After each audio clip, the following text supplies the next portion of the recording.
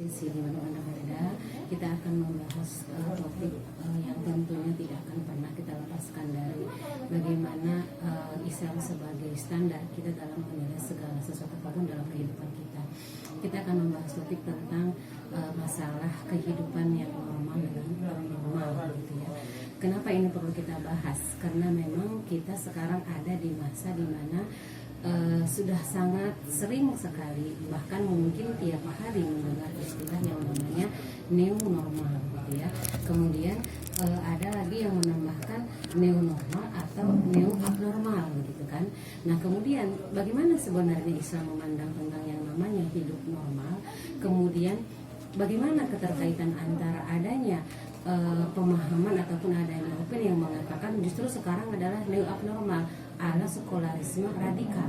Jadi kita akan membahas topik ini pada hari ini dengan harapan tentunya mudah-mudahan kita sebagai seorang muslimah, sebagai seorang muslim senantiasa tentunya kita sudah sepakat bersama, memahami bersama bahwa memang yang namanya Islam itu adalah merupakan standar kehidupan kita, bahkan merupakan way of life kita tentunya, bahkan merupakan kita katakan minhajul hayah. Jadi artinya apapun yang kita hadapi saat ini, apapun yang akan kita sedang permasalahan kita sekarang ini, yang menjadi solusinya sudah seharusnya lah seorang muslim menjadikan Islam sebagai standarnya. Nah, makanya sekarang kita akan lihat terlebih dahulu bagaimana kita bisa nanti membahas lingkup topik yang kita bahas hari ini. Yang pertama kan tadi dikatakan hidup normal. Bagaimana yang dikatakan hidup normal? Kita sepakat yang namanya istilah normal itu lawannya adalah abnormal, dan tidak akan ada orang yang mau dikatakan abnormal. Pasti maunya selalu dikatakan normal dalam konteks apapun begitu. Bahkan jangankan dalam konteks kita mengatakan seorang manusia kamu abnormal, pasti dia tersinggung. Dalam ilmu yang lain pun, misalnya nih dalam ilmu, kalau yang saya mungkin agak terdekatnya dengan ilmu pertanian, ada kecambah abnormal, ada kecambah normal, gitu kan. Artinya kalau normal itu memang dia ada pelumbulannya, ada radikulanya, bakal tajuk, bakal akar. Kalau dia nggak punya bakal akar, kita katakan dia kecambah abnormal. Tanaman sih nggak masalah gitu ya, berarti ada masalah mungkin di perlakuannya. Tapi kalau manusia mau dikatakan abnormal, itu kan nggak ada yang mau dikatakan, kan nggak mau dikatakan dia dikatakan abnormal begitu kan. Tapi kemudian kita bahas tentang perangkap. Kenapa dikatakan perangkap? Karena memang harusnya kita pada kondisi hidup normal sebagai seorang muslim, tanpa kita sadari atau mungkin sebahagian sudah menyadari atau ada yang pura-pura tidak menyadari, kita sekarang sebetulnya hidup dalam kondisi yang abnormal. Kenapa dikatakan abnormal? Kita kasih contoh yang paling mudah. Abnormalnya ini kan nanti kan dikaitkan dengan ala sekularisme radikal. Seorang muslimah sekarang, dia dikatakan hidup normal, justru terjadi kondisi yang terbalik. Kalau dia memang tidak pakai kerudung sehari-harinya, keluar rumah dia nggak pakai kerudung, itu dikatakan normal. Justru dikatakan abnormal. Oh, sekarang kamu pakai kerudung ya? Terbalik ya saya. Terbalik gitu kan. Justru harusnya yang normal itu adalah pakai kerudung, menutup aurat itu kan wajib. Pas dia ketemu nggak pakai kerudung, ini yang abnormal. Satu contoh sederhana. Yang kedua, misalnya terkait dengan masalah pacaran. Ya. Pacaran dianggap sekarang normal, yang tidak pacaran abnormal. Wah, ini kebalik juga gitu kan. Dalam Islam hidup normal itu aturan pergaulan Islam mengharamkan yang namanya pacaran. Nah, itu kan berarti kan dia sudah terbalik.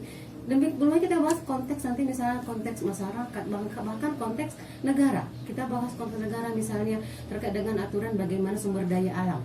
Harusnya yang namanya sumber daya alam itu kan digunakan sebesar-besarnya untuk kepentingan rakyat. Oke, negara mengelola, tapi untuk kepentingan siapa? Kepentingan rakyat. Fakta sekarang bagaimana? Sumber daya alam kita itu malah dikeruk habis oleh asing.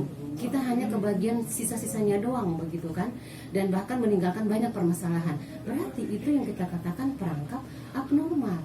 Padahal seharusnya normalnya Islam pun dan hanya agama Islam yang mengatur tentang secara rinci bagaimana yang namanya terkait dengan pengelolaan sumber daya alam dalam nizam iktisadi, sistem ekonomi dalam Islam. Agama yang lain ada nggak? Memang tidak ada gitu kan. Nah makanya bagian akhir dari topik ini tadi dikatakan neo abnormal ala sekularisme radikal, karena memang yang dirasakan sekarang oleh kita, mau kita menerima atau tidak, mau kita menolak atau tidak, sadar atau tidak, perangkap itu adalah atas dasar apa abnormalnya? Atas dasar sekularisme dan radikal.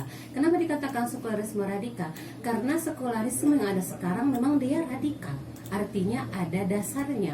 Dasar mereka apa? Sekuler, memisahkan antara agama dengan kehidupan. Maka pada saat mereka mengkaji tentang masalah tadi, kenapa pacaran dianggap normal?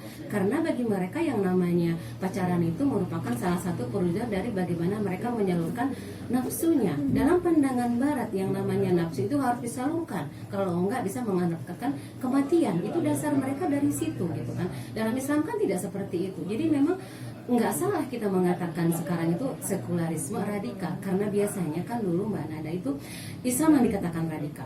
Enggak juga. Sekarang yang namanya sekularisme pun dia radikal. Yang terbaru sekarang yang sedang ramai dibicarakan dan yang paling banyak protes siapa? Umat Islam, RUU HIP. Kalau tidak ada sesuatunya gitu kan. Jadi kayak bahasa hari ini sesuatunya. Sesuatu. Gitu ya. Ada sesuatunya sampai nggak bisa nolak kedatangan mereka di kondisi pandemi hari ini kan gitu.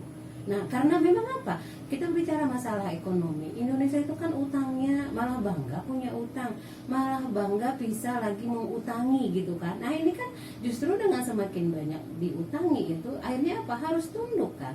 Hari ini itu mana ada yang namanya makan siang gratis gitu kan. Nah, itu contohnya di situ bahwa memang kapitalisme itu kan semakin menjerat kondisi baik penguasa dalam kebijakan mereka juga dirasakan oleh kita sebagai rakyatnya. Nah, itu ya akibat dari kapitalisme sekularisme tersebut.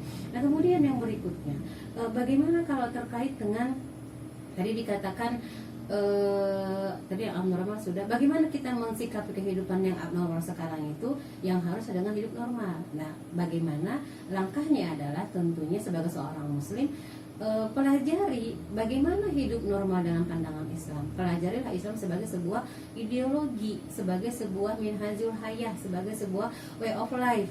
Nah, kemudian tadi terkait dengan pertanyaan yang ada berikutnya ke milenial gitu ya. Ya, ini memang tantangannya khusus nih. Harusnya akses dari kaum milenial sekarang itu kan sangat mudah. Apapun mereka bisa dapatkan di internet gitu ya. Nah, sekarang yang menjadi PR kita bersama adalah bagaimana untuk memotivasi mereka agar akses yang sangat mudah mempelajari Islam sebagai sebuah ideologi itu mereka dapatkan. Jadi para orang tua misalnya bagaimana memotivasi anak-anaknya. Mereka kan diberikan fasilitas punya HP Android. Sekarang kayaknya anak-anak remaja milenial nggak punya HP Android, pasti semua sudah punya.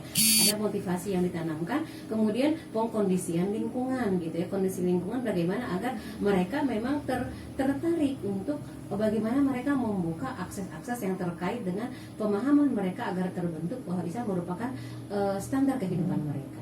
Nah, di sisi yang lain, mereka yang kita katakan kita para pendakwah misalnya, kita harus cari uslub memang bagaimana agar ada konten-konten yang memang dia tidak keluar dari Islam sebagai sebuah ideologi itu, tapi dia menarik buat milenial. Nah, ini kan perlu juga gitu ya, sehingga nanti mereka tertarik untuk mempelajari Islamnya. Sekarang insya Allah banyak sekali konten-konten yang kita katakan, baik itu di Instagram, baik itu yang dia di FB misalnya, atau mungkin di Twitter, bahkan para ustadz-ustadz yang mereka juga ustadz-ustadz yang mencoba untuk senantiasa menarik perhatian para millennials. Ada misalnya komunitas Yuk Ngaji, ya dari Ustadz Felix itu gitu kan. Ada lagi komunitas misalnya yang ngaji gaul, banyak kok. Tinggal sekarang mau nggak nih bekerja sama antara mereka yang sudah berusaha mempunyai seperti itu, terobosan-terobosan itu didukung nggak nih oleh keluarga gitu kan, oleh keluarga, orang tua, lingkungan di keluarga, juga oleh pendidikan.